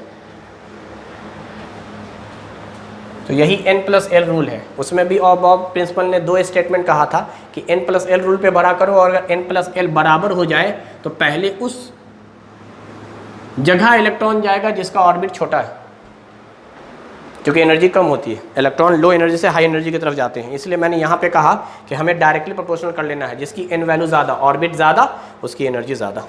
चलिए नेक्स्ट क्वेश्चन है हमारा question number 33। Conjugate base for Bronsted acid H2O NHF। ये एसिड दिए हुए हैं, ये एसिड दिया हुआ है और मुझे इसका बेस निकालना है, कॉन्जुगेट बेस, कॉन्जुगेट बेस। देखिए लॉरी ब्रोंस्टेड ने मिलकर यही एक कॉन्सेप्ट दिया था। एसिड उसको कहते थे जो प्रोटॉन दे देता था, यानी H+ दे देता था, और बेस उसको कहते थे जो प्रोटॉन को एक्सेप्ट कर लेता था। Proton acceptor are bases and proton donor are acid. लेकिन इसने एक अच्छा कॉन्सेप्ट दिया एक्सेप्ट और डोनेशन का। तो इसने ये कहा कि एसिड वो होंगे जिसके फॉर्मूले में H+ का नंबर ज़्यादा होगा, एक्सेस होगा, और बेस इसने उसको कहा जिसमें H+ का नंबर कम होगा, लेस होगा। लेकिन शर्त ये है कि ये एक्सेस और लेस जो होगा वो सिर्फ 1 यूनिट का होगा। अब मैं बता रहा हूँ मतलब क्या है। कॉन्जुगेट एसिड बेस पेयर के फॉर्मूले में एक प्रोटॉन का डिफरेंस होगा, एक से ज़्यादा प्रोटॉन के डिफरेंस नहीं होने चाहिए। यानी जहाँ पर प्रोटॉन ज़्यादा है उसे एसिड कहेंगे, जहाँ पे प्रोटॉन कम है उसे बेस कहेंगे। फॉर एग्जांपल, मैं आपको एग्जांपल बताता हूँ, इस क्वेश्चन पर लौटेंगे लेकिन मैं फॉर्मूला बता रहा हूँ। मान लीजिए कहीं पर लिखा हुआ है H2O और कहीं पर लिखा हुआ है H3O+। अब ये दोनों कॉन्जुगेट एसिड पेयर है, तो हाँ लॉरी ब्रोंस्टेड के कॉन्सेप्ट के हिसाब से हैं, क्योंकि इसमें फॉर्मूला देखिए तो एक प्रोटॉन का डिफरेंस है, बस एक प्रोटॉन का। यहाँ पे 2 है, यहाँ पे 3 है, बाकी ऑक्सीजन तो है ही। तो जहाँ प्रोटॉन ज़्यादा उसको आप एसिड कहिएगा, और जहाँ प्रोटॉन कम उसे आप बेस कहेंगे। समझ में आई बात? आगे सुनिए और बता रहा हूँ मैं। अगर कहीं पर लिखा हुआ फॉर्मूला मिल जाए SO4 और मिल जाए HSO4-, इन दोनों को क्या कहेंगे? हाँ बिल्कुल कहेंगे। यहाँ में एक प्रोटॉन का डिफरेंस है, इसको क्या कहेंगे? इसको आप बेस कहेंगे, क्योंकि प्रोटॉन कम है। जहाँ प्रोटॉन ज़्यादा है उसे आप एसिड कहेंगे। चलिए एक लास्ट क्वेश्चन आपको बता देते हैं। H2SO4 SO4 क्या इसे कॉन्जुगेट एसिड बेस पेयर कहेंगे? जवाब है नहीं। क्यों? क्योंकि यहाँ 2 प्रोटॉन का डिफरेंस है, यहाँ H2 है, यहाँ ही नहीं, इसको नहीं कहेंगे। लेकिन अगर ये रहता तो इसको कहते, इसको कहते यहाँ प्रोटॉन ज़्यादा है एसिड, यहाँ प्रोटॉन कम है बेस। याद रखिएगा हमेशा। तो कॉन्जुगेट एसिड बेस पेयर का कॉन्सेप्ट आपने क्या सीखा कि एक प्रोटॉन का गैप होगा, एक प्रोटॉन का गैप होगा, एक प्रोटॉन से ज़्यादा का गैप नहीं होना चाहिए। जहाँ ज़्यादा होगा वो एसिड, जहाँ कम होगा वो बेस। सिंपल सा लॉजिक है। जहाँ ज़्यादा वो एसिड, जहाँ कम वो बेस। और गैप कितने का हो रहा है? एक प्रोटॉन का। यानी एसिड दिया हुआ था, मुझे बेस निकालना है, एक प्रोटॉन कम कर दो, एक प्रोटॉन कम कर दो, एक प्रोटॉन कम कर दो। अगर ये बेस दिया हुआ होता, मिसाल के तौर पर बता रहा हूं, अगर ये बेस दिया होता तो इससे जब एसिड निकालते तो ये करते, एक प्रोटॉन जोड़ देते, एक प्रोटॉन जोड़ देते, एक प्रोटॉन जोड़ देते। तो एक प्रोटॉन जोड़ दोगे तो एसिड मिल जाएगा, एक प्रोटॉन कम कर दोगे तो बेस मिल जाएगा। हमें तो बेस चाहिए था, इसीलिए हम बेस पर आ जाएंगे। तो वाटर और HF एसिड है, इसका जब कॉन्जुगेट बेस बनाइएगा तो वो आएगा हाइड्रोक्साइड OH- और फ्लोराइड आयन। तो the correct answer is option 2, OH- and F- respectively. चलिए क्वेश्चन नंबर 35 पर आते हैं हम लोग। नेक्स्ट क्वेश्चन है 35।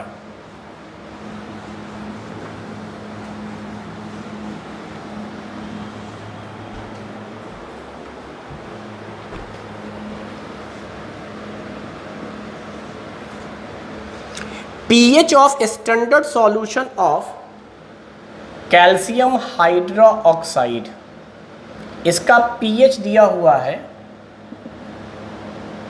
9, बेसिक सॉल्यूशन है, दिख भी रहा है, और pH मोर देन 7 है। अच्छा, बेस हम लोग कैसे निकालते हैं? बेस हम लोग निकालते हैं POH पर।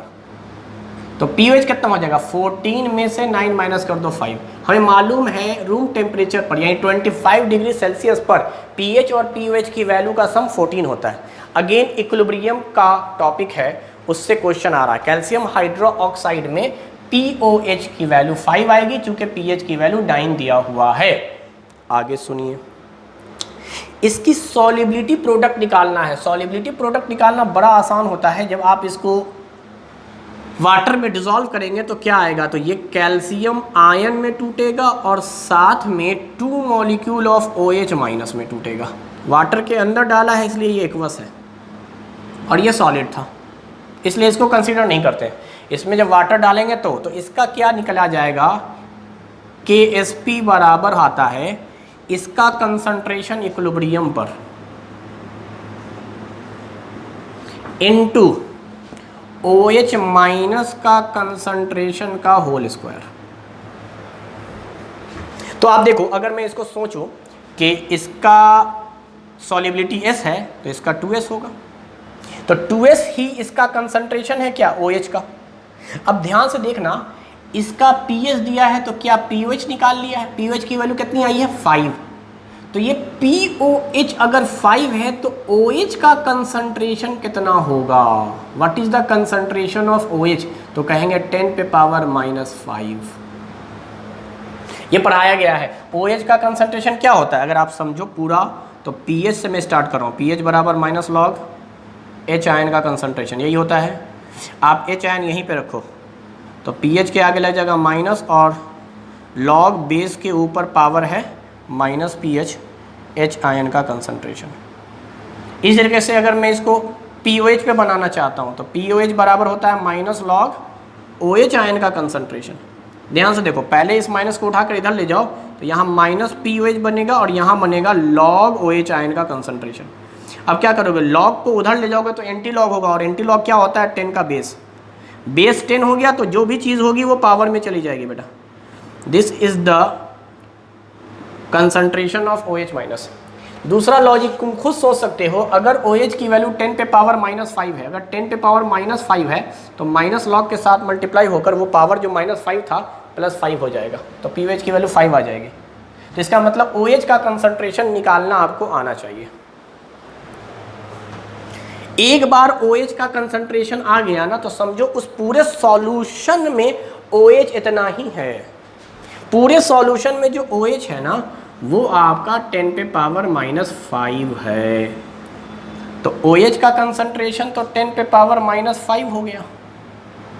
कैल्शियम का चाहिए, कैल्शियम क्या है? OH का आधा। तो अगर ये 2S बराबर इतना है तो S बराबर कितना हो जाएगा? 1/2 इंटू 10 पे पावर -5। तो हम लोग क्या इसको लिख सकते हैं? 1/2 इंटू 10 पे पावर -5। अब ज़रा सोचो, ये 1/2 तो हो गया 0.5, पावर पे पावर मल्टीप्लाई, -5 इंटू 2 -10 -2 और -15 KSP की वैल्यू आ गया 0.5 इंटू 10 पावर -15। ऑप्शन 4। तो KSP बहुत आसान है, KSP बहुत आसान है। आपको क्या करना है? कैल्शियम और OH के आयन, बस यहाँ OH का जो कंसंट्रेशन है ना वो POH से निकलेगा। क्वेश्चन में pH दिया था, pH से POH निकालो, POH से OH का कंसंट्रेशन आ गया। OH का कंसंट्रेशन मतलब 2S की वैल्यू आ गई, 2S की वैल्यू से आप S निकाल लो और क्वेश्चन को सॉल्व कर लो।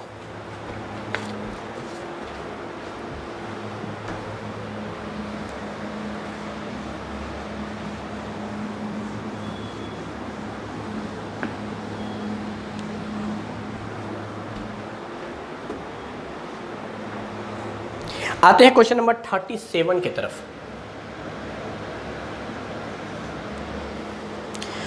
विच mixture of solution will leads to the formation of negatively charge colloidal solution? AgI एक कोलाइडल पार्टिकल है, इस पर I-, यही कह रहा है I-।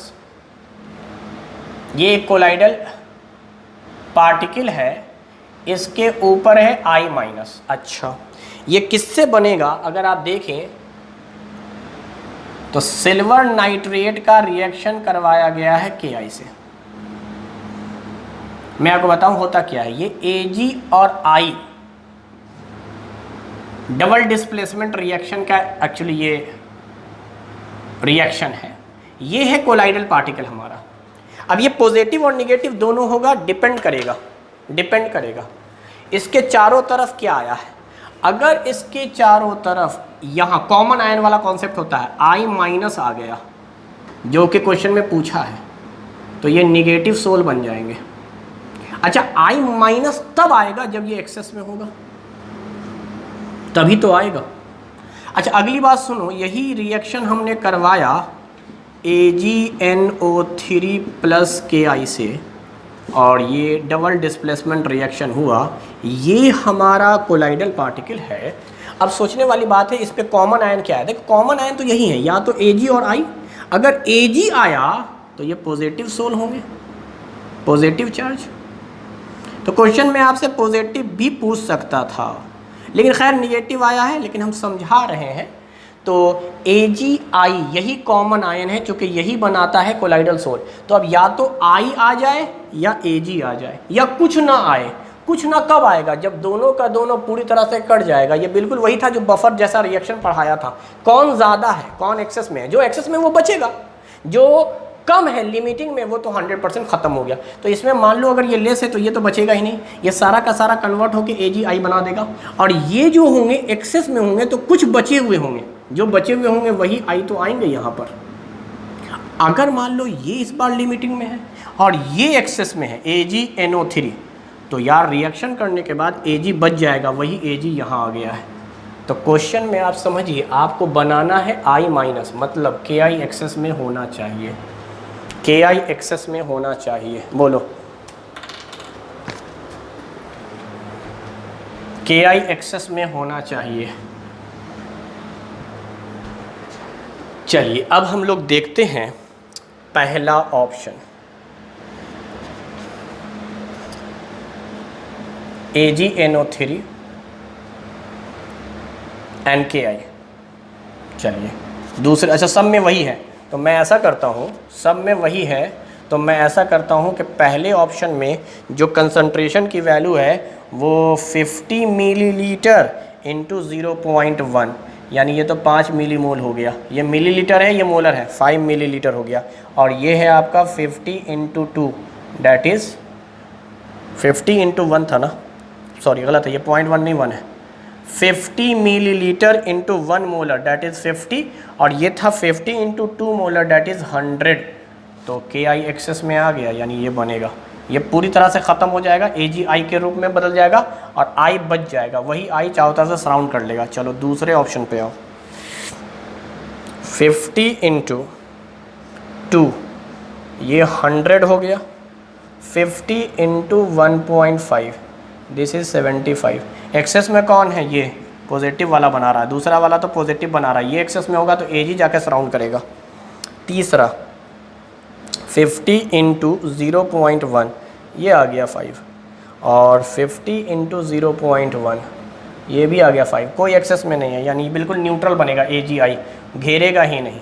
तो यहाँ पे न्यूट्रल है, यहाँ पर पॉजिटिव है। अच्छा, जाता कौन है? कॉमन आयन, ये याद रखिएगा, जो भी कॉमन आयन होगा वही जाएगा, मतलब सेम Ag जा सकता है या I जा सकता है चारों तरफ। आगे सुनिए चौथा, 50 इंटू 1 50, 50 इंटू 1.5 1.5 75।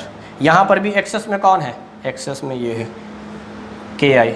तो यहाँ पर दो आंसर सही हैं, 1 और 4। और चूंकि यहाँ बोथ ऑप्शन नहीं था, एक ही मारना था, तो ये थोड़ा एक कन्फ्यूजिंग था नीट में जो पिछले साल क्वेश्चन आया है। हालांकि इसको एलिमिनेट कर देना चाहिए था, लेकिन मैं बताऊं, जब भी ऐसा क्वेश्चन आपको एग्जामिनेशन हॉल में मिले जहां आंसर 2 हो रहे हों, तो देखिए इसमें साफ साफ पता चलता है एक्सेस।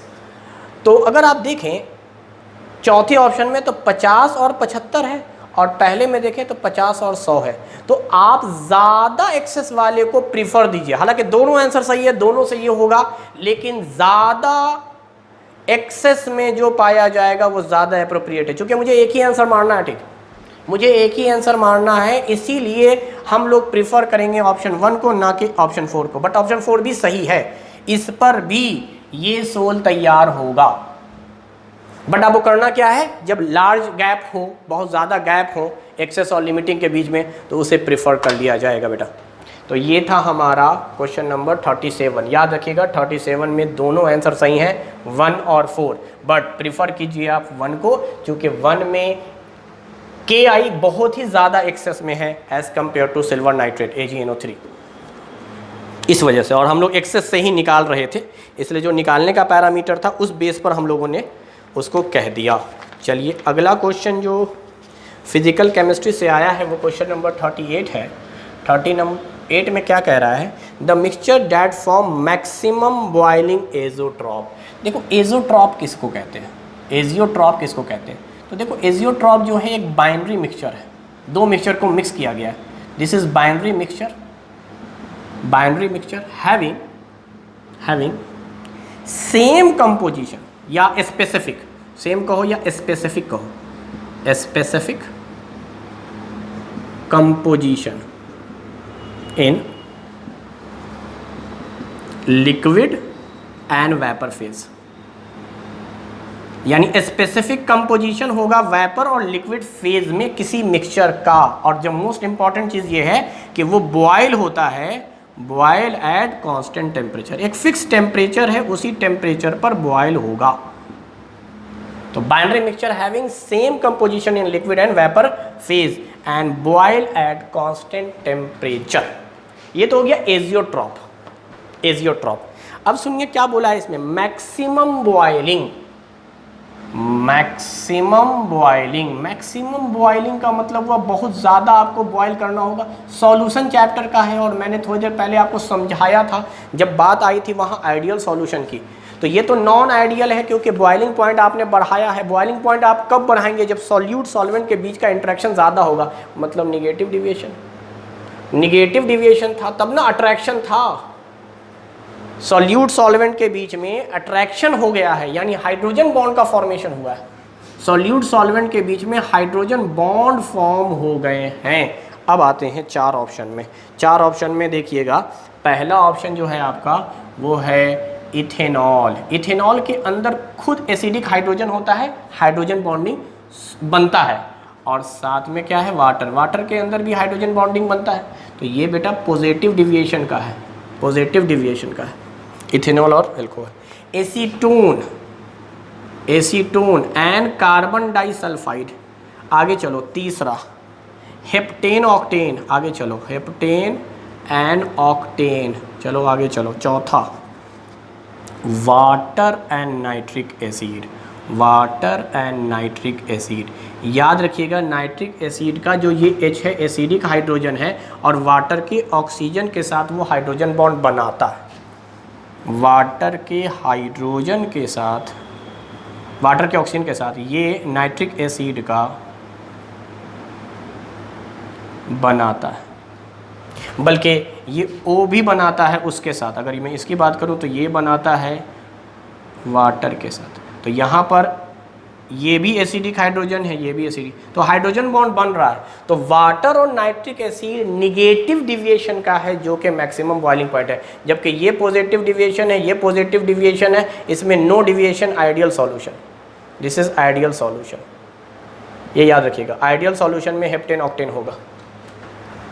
तो इसका मतलब क्या हो गया, वाटर और नाइट्रिक एसिड। अच्छा कंपोजिशन ज़रूर याद रखिएगा, वाटर का होता है कंपोजिशन 32% और इसका होता है 68%, और ये सब बॉयल हो रहे होते हैं 393.5 केल्विन पर। ये थोड़ा सा डाटा आप ज़रूर याद रखिएगा, इस पर भी क्वेश्चन कई बार पूछा गया है कि वाटर और नाइट्रिक एसिड कैसे एग्जाम्पल हैं। तो निगेटिव डिविएशन के अंदर एग्जाम्पल है, या मैक्सिमम बॉइलिंग एजियोट्रॉप के एग्जाम्पल हैं, जिसमें वाटर का कंपोजिशन 32%, नाइट्रिक एसिड का 68% होता है, और ये दोनों जाकर बॉयल हो जाते हैं 393.5 केल्विन पर। तो ये थोड़ा सा आप वैल्यू याद रखिएगा। चलिए नेक्स्ट क्वेश्चन की तरफ बढ़ते हैं। अच्छा पॉजिटिव डिविएशन वाला जो है वो मिनिमम बॉइलिंग का एग्जाम्पल है, मिनिमम बॉइलिंग एजियोट्रॉप के एग्जाम्पल हैं। क्वेश्चन नंबर हमारा 38 हो गया था। Now the 39। For a cell involving 1 electron, E nought cell की वैल्यू दिया है, इलेक्ट्रोकेमिस्ट्री का क्वेश्चन है। ई नॉट सेल की वैल्यू दिया है 0.59 volt at 298 kelvin. The equilibrium constant बताना है, के इक्विलिब्रियम बताना है क्या होगा। तो देखिए असल में क्या होता है ना, नॉट्स इक्वेशन आपका कहता है कि ई सेल जो होता है वो बराबर होता है ई नॉट सेल माइनस, ऐसे ही मैं लिख रहा हूँ 2.303 RT by NF log K। ये रिलेशन होता है नॉट्स इक्वेशन का। हालांकि आप 2.303 log को ln मतलब नेचुरल लॉग भी लिखते हैं। तो ये होता है। अब देखो R एक गैस कांस्टेंट है, T आपका दिया हुआ है 298 केल्विन है, तो इसको आप कह सकते हैं यही ई सेल जो प्रैक्टिकली हमें लगाना होता है वो इस R, इस T और इस F, फैराडे कांस्टेंट है 1 मोल इलेक्ट्रिक चार्ज 96,500 इसकी वैल्यू आती है। तो इन सब को रखने के बाद ये वैल्यू कन्वर्ट हो जाता है 0.059, आप चाहें तो आगे 1 भी लिख सकते हैं, divide by n log K में। तो ये हमारा नॉट्स इक्वेशन फाइनली तैयार होता है एट रूम टेम्परेचर या एट 298 केल्विन। तो यहाँ पे चूँकि यही टेम्परेचर था तो हमें ये इक्वेशन इस्तेमाल करना था। थोड़ा सा आपको आइडिया दे दिया। ये याद रखिएगा इक्विलिब्रियम पे बोला है, इक्विलिब्रियम पर ई सेल जो होता है वो ज़ीरो होता है, ई सेल की वैल्यू ज़ीरो होती है। तो ये वाला पार्ट ज़ीरो हो गया। इक्विलिब्रियम पर अगर ये पार्ट ज़ीरो हो गया और क्वेश्चन में कह रहा है एक इलेक्ट्रॉन है, एक इलेक्ट्रॉन का मतलब हो गया n फैक्टर 1। जितने इलेक्ट्रॉन के चेंजेस होते हैं उसी को हम लोग कहते हैं n फैक्टर। इलेक्ट्रॉन के चेंजेस या ऑक्सीडेशन नंबर का बदल जाना, that is called n factor. तो यहाँ n जो है वो नंबर ऑफ इलेक्ट्रॉन आप समझे, तो इसकी वैल्यू 1 रखनी है, इसकी वैल्यू 0 रखनी है। तो अब बताओ मुझे क्या आएगा। ई नॉट सेल बराबर, ये पूरा पार्ट सोचो इधर उठ के आ गया 0.059 log K, लेकिन K इक्विलिब्रियम पर आया है। ये K इक्विलिब्रियम पर ये वैल्यू 0 हो गई, n की वैल्यू 1 रखनी है। तो ये इक्वेशन हमारा निकल कर आया। अब ज़रा देखिए क्या हम लोग इसकी जगह पर क्वेश्चन में दिया हुआ था 0.59 और यहाँ है 0.059 log K। तो यार इसको उठाकर इधर रखोगे तो 0.59 डिवाइड बाई 0.059 आएगा is equal to log K। जब सॉल्व करोगे तो ये 10 टाइम्स में होगा, तो K को इधर ले जाओगे तो एंटी लॉग होगा। एंटी लॉग को कहते हैं 10 बेस 10 पे पावर 10। तो K इक्विलिब्रियम की वैल्यू आ गई 10 पे पावर 10। ऑप्शन नंबर 2, क्योंकि यही बात है 1.0 इंटू 10 पे पावर 10, एक ही बात है, 10 पे पावर 10 आएगा। तो K की वैल्यू ये आ गई। तो इस तरह से 39 क्वेश्चन हमारा हो गया।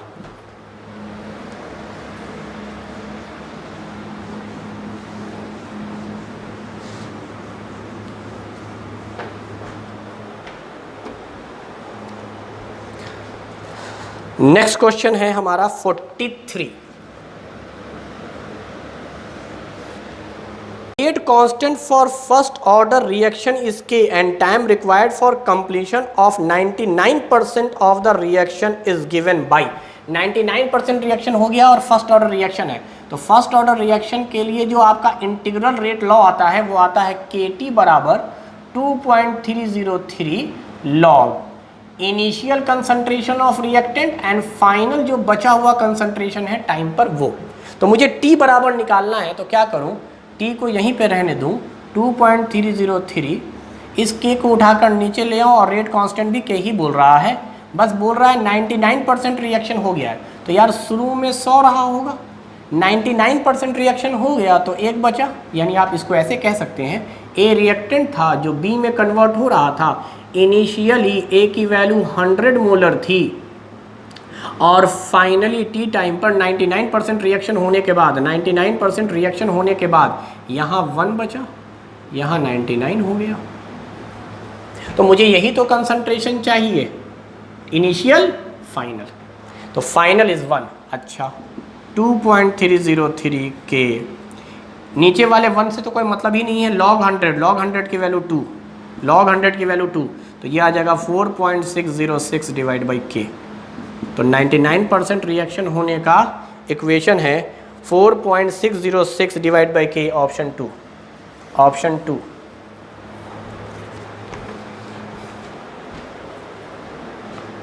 फिजिकल केमिस्ट्री 2019 नीट में पूछे गए सवाल का लास्ट सवाल है क्वेश्चन नंबर 44, जो कि थर्मोडायनामिक का क्वेश्चन है। क्वेश्चन नंबर 44 क्या कह रहा है? Under isothermal condition, isothermal condition का मतलब टेम्परेचर सेम रखा गया है, a gas at 300 kelvin expand from 0.1 litre से ये कहाँ गया है? 0.25 लीटर में गया है।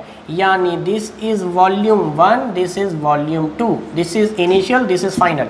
तो भाई ये वॉल्यूम बढ़ गया है, एक्सपेंशन हुआ है, और कह भी रहा है expand from 0.1 litre to 0.25 litre against constant external pressure.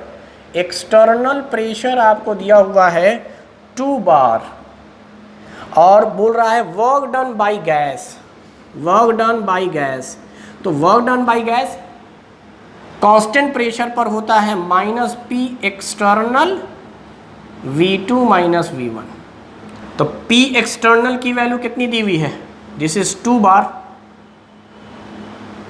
और वॉल्यूम कितना दिया हुआ है? 0.25 - 0.1, 1 मीन्स 10, ये लीटर में है, ये लीटर में है।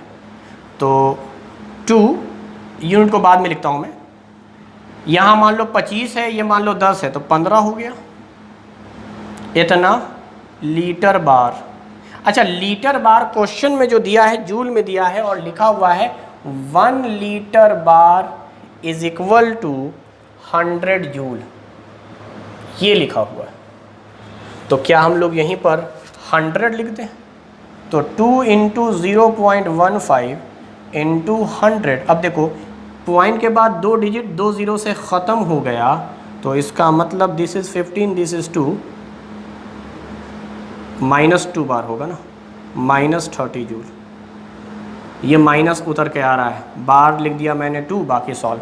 तो -30 joule, the correct answer is option 4। Question में साफ साफ कह रहा है गैस ने कितना काम किया है, तो गैस ने काम किया है तो निगेटिव वर्क डन होगा। गैस पर काम किया जाता है, ये सब पढ़ाया गया है। Work done on system, work done by system. अगर सिस्टम काम करेगा तो निगेटिव वर्क, सिस्टम पर काम होगा तो पॉजिटिव। सिस्टम में हीट जोड़ेंगे तो पॉजिटिव, सिस्टम से हीट निकलेगा तो निगेटिव, सिस्टम की हीट कम हो जाएगी। तो सिस्टम ने काम किया है तो इसकी एनर्जी कम हो जाएगी, तो -30 जूल आएगा। इस बात को याद रखेंगे। साइन कन्वेंशन हम लोगों ने थर्मोडायनेमिक्स में वैसे भी पढ़ लिया है, हालांकि साइन कन्वेंशन में थोड़ा सा दिक्कत क्या है, फिजिक्स का और केमिस्ट्री के साइन कन्वेंशन एक दूसरे के उलट हैं।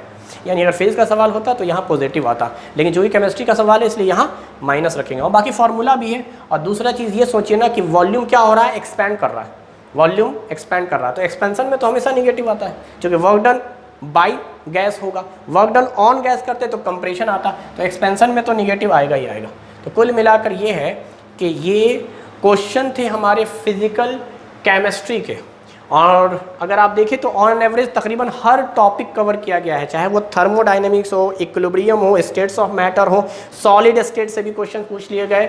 उसके अलावा सॉल्यूशन से क्वेश्चन है, केमिकल काइनेटिक्स से क्वेश्चन है, रिडॉक्स रिएक्शन से है, एटॉमिक स्ट्रक्चर से है, तकरीबन सारे चैप्टर 11-12 के ऑलमोस्ट सब चैप्टर से हैं। सरफेस केमिस्ट्री से भी क्वेश्चन है, तो क्वेश्चन ज़्यादा टफ नहीं है। अगर आप देखें फिजिकल केमिस्ट्री का जो क्वेश्चन आया उसको अगर मैं एनालिसिस करूं तो मैं इसको बहुत ही एवरेज या इजी क्वेश्चन की कैटेगरी में रखूंगा, क्योंकि बहुत ही ज़्यादा कॉन्सेप्चुअल क्वेश्चन नहीं पूछे हैं। कुछ फैक्चुअल क्वेश्चन है जो फैक्ट्स पे आधारित है, जैसे आइडियल सॉल्यूशन की क्या कंडीशन है, उसके बाद निगेटिव डिविएशन या मिनिमम मैक्सिमम बॉइलिंग एजियोट्रॉप कौन है, तो ये सब जो है बिल्कुल कंडीशन बाय कंडीशन है, नोट्स में लिखाए भी गए हैं।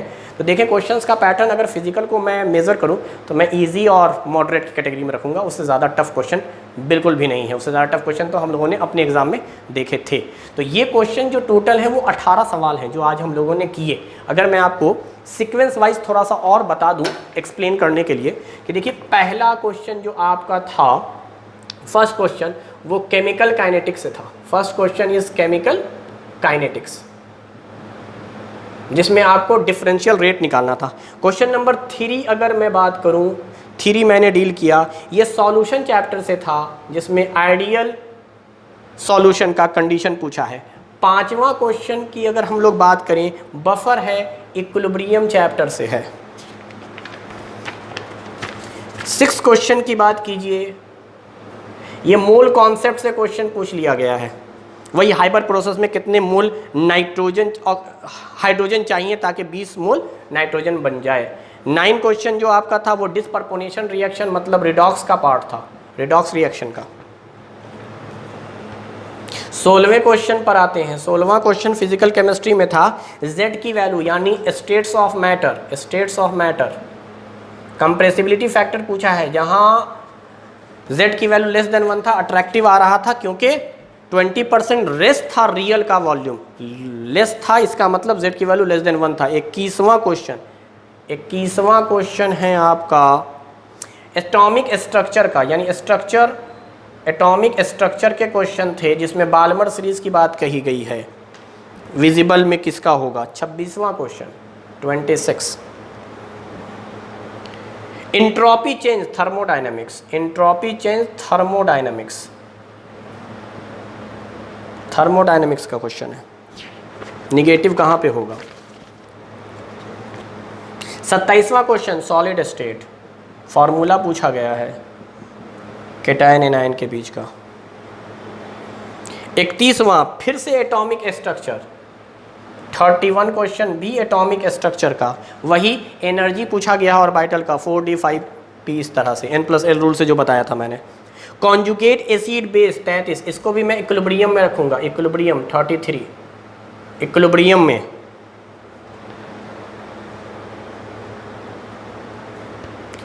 पीएच सॉल्युबिलिटी, ये भी इक्विलिब्रियम है, सॉल्युबिलिटी प्रोडक्ट पूछा गया है 35वां।